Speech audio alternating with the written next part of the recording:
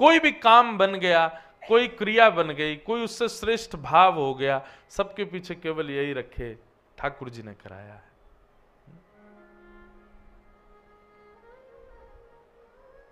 कृपा की ना होती जो आदत तुम्हारी, तो सूनी ही रहती अदालत तुम्हारी। जो दीनों के दिल में जगह तुम ना पाते, तो किस दिल में होती हिफाजत तुम्हारी। कृपा की ना होती जो आदत तुम्हारी। ठाकुर जी बड़े कृपालु, उनकी कृपा से ही हम सब क्रिया कर रहे हैं। मैं अपनी कथा करने के बाद में ये विचार करूं, मैंने कथा सुनाई और मेरी कथा से इनको इतना आनंद आया, मेरे से बड़ी, मेरी बुद्धि से बड़ी मूर्खता कोई नहीं होगी कि मैं अपने ऊपर विचार करूं, मैंने कथा सुनाई ना। ठाकुर जी ही हृदय में विराजमान होकर वाणी से, सुलंक शिष्ट भगवान वचाम से में, भागवत में लिखा है कि वक्ता के मुख से ठाकुर जी ही बुलवाते।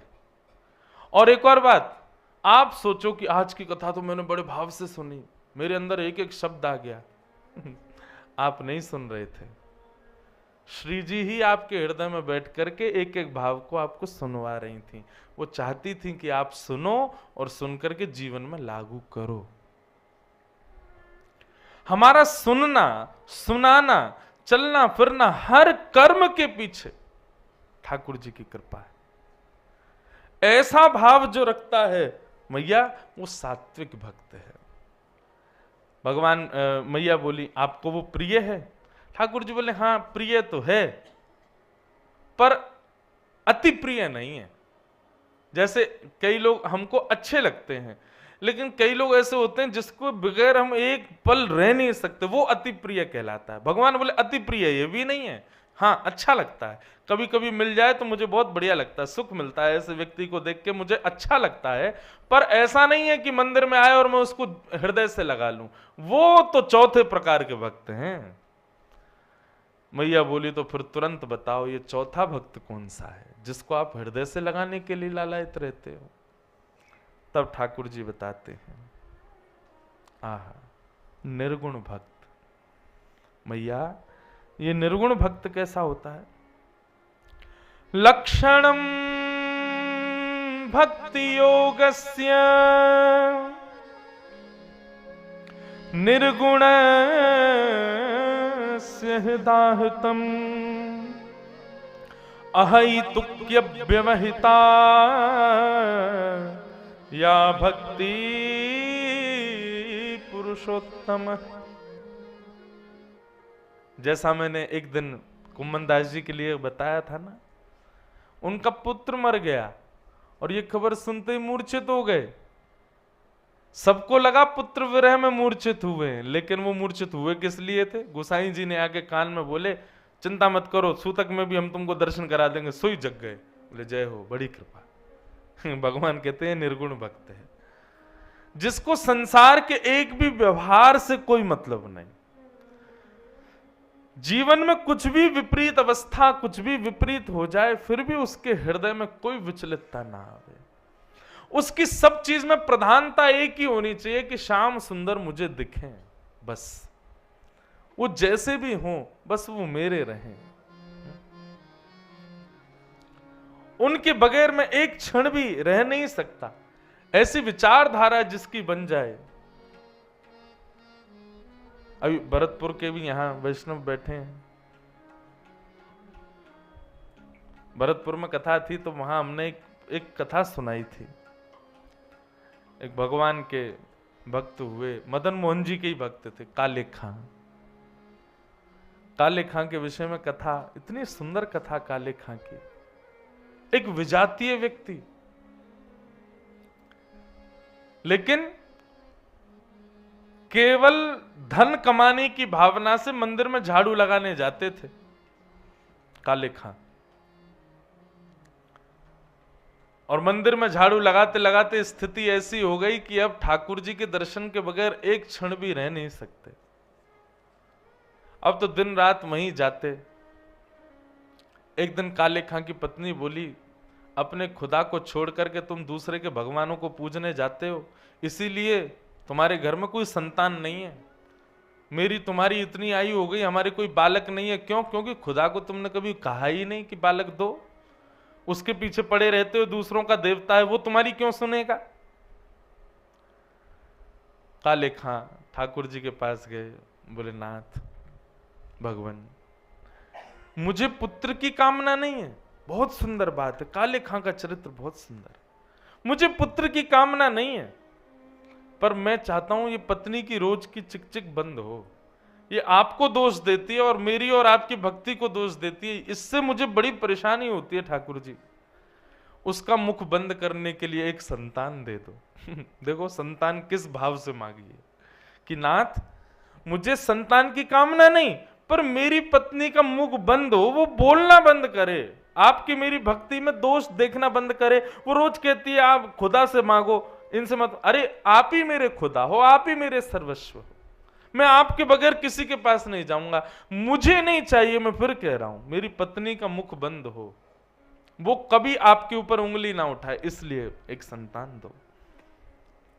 ठाकुर जी बंधुओं सब जानते हैं कि कोई चालाकी कर रहा है कि वास्तविकता है। वास्तविकता थी काले खां की, और ठाकुर जी ने काले खां को एक संतान प्रदान कर दी। घर तो नाच रहा था कि घर में संतान हुई, काले खां नाच रहे थे कि अब पत्नी का भगवान से कुछ नहीं बोलेगी। काले खां तो नाच रहे थे बड़े आनंद से। पत्नी बोली इतना नाच रहे हो, बेटे का मुख देखा? बोले देख लूंगा, उसमें क्या जाता है। बोले तो पर नाच क्यों रहे हो? तू नहीं समझेगी, तुमने बेटा तो अभी तक देखा नहीं, फिर भी नाच रहे हो। काले खां तो इसलिए नाच रहे थे ना कि कुछ बोले ना। 8 साल का हो गया बालक, लेकिन बंधुओं भक्त के जीवन में सब बढ़िया बढ़िया चले, ठाकुर जी को उसमें मजा नहीं आता। नमक मिर्च डालते रहते हैं बीच बीच में, ऐसा कुछ करते जरूर हैं जिससे न तड़का लगे, छींक आवे। जैसे घर में मिर्च का तड़का लगता है, सब छींकते डोलते हैं घर के लोग हैं। ऐसे हमारे ठाकुर जी हैं।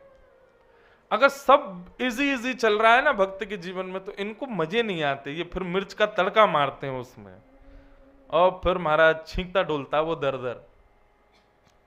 काले खां के साथ वही हुआ। एक दिन काले खां मंदिर में खड़ा था, 8 साल का इनका बालक हो गया। यमुना जी के तट पर बालक खेल रहा था, और खेलते हुए उस बालक को एक काले सर्प ने डस दिया। और काले सर्प ने जैसे ही डसा महाराज, बालक दौड़े दौड़े काले खां के घर आ गए। काले खां की पत्नी को आकर के बताया।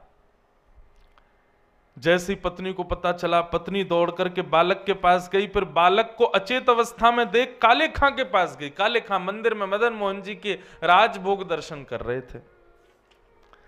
राजभोग दर्शन करते हुए पत्नी पहुंच गई। पत्नी ने आकर के कहा जल्दी चलो, तुम्हारे बेटे को काले सर्प ने डस दिया है, उसको अभी किसी ओझा के पास ले जाना पड़ेगा, अभी उसका झाड़ा लगवाना पड़ेगा, उसका विष चढ़ जाएगा, हमारा पुत्र मर जाएगा।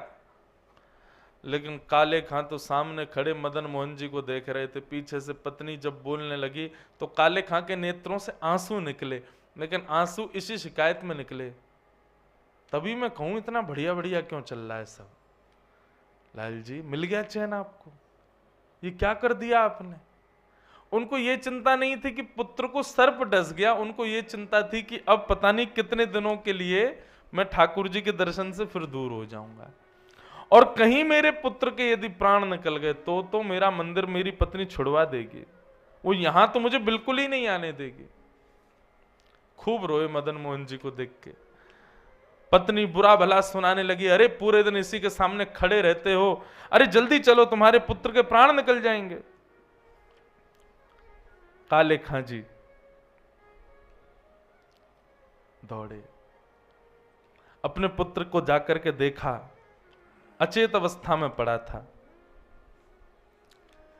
पत्नी ने कहा था किसी ओझा के पास ले चलो या किसी ओझा को ले आओ, लेकिन काले खां किसी को लेकर के नहीं आए।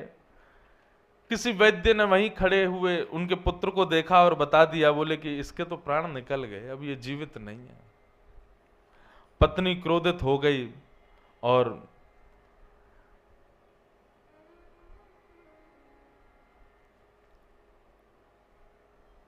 अपने बालक को लेकर के मदन मोहन जी के मंदिर गई। और ठाकुर जी के सामने रख दिया अपने पुत्र को, और रख करके बोली, तुम बहुत कहते थे ना कि इन्होंने ही दिया है तुम्हारे पुत्र को, इन्होंने दिया है तो यही जीवित कर दें इसको। तब काले खां ने कुछ पंक्तियां गाई और उन पंक्तियों को गाते हुए कहा, नाथ,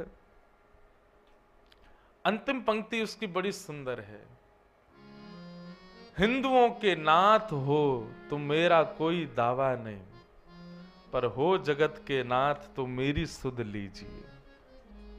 हे नाथ, यदि आप केवल हिंदुओं के ठाकुर जी हो तो कोई बात नहीं, पुत्र मर गया, सब सहूंगा, आपका दर छोड़ दूंगा, लेकिन मैंने तो लोगों को आपको जगन्नाथ बोलते हुए सुना है, जगतनाथ बोलते हुए सुना है। हिंदुओं के नाथ हो तो मेरा कोई दावा नहीं, पर हो जगत के नाथ तो मेरी सुध लीजिए।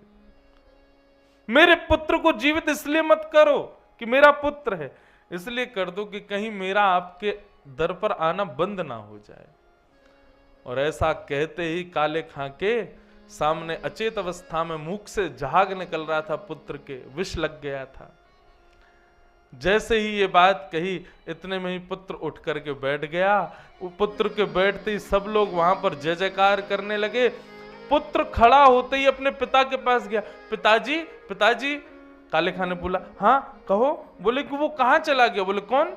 बोले एक बालक आया था, एक बालक मेरे सिर पर हाथ फेर रहा था, मैं उसी की गोद में लेटा हुआ था, बड़ा सुंदर था, उसके कटाक्ष नेत्र थे, बड़ी सुंदर मुस्कान थी, उसमें से बड़ी प्यारी सुगंधी आ रही थी पिताजी, वो मुझे खेलने के लिए बुला रहा था। वो बालक कहाँ चला गया पिताजी? मुझे तो उसी के साथ खेलना है।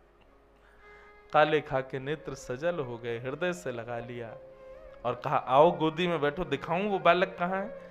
गोदी में बालक को लेकर के द्वार से ही मदन मोहन जी को दिखाया, वो रहे। सामने देखते ही बालक निहाल हो गया। बोले कि हाँ यही आए थे, यही मेरे को गोदी में लेके बैठे थे।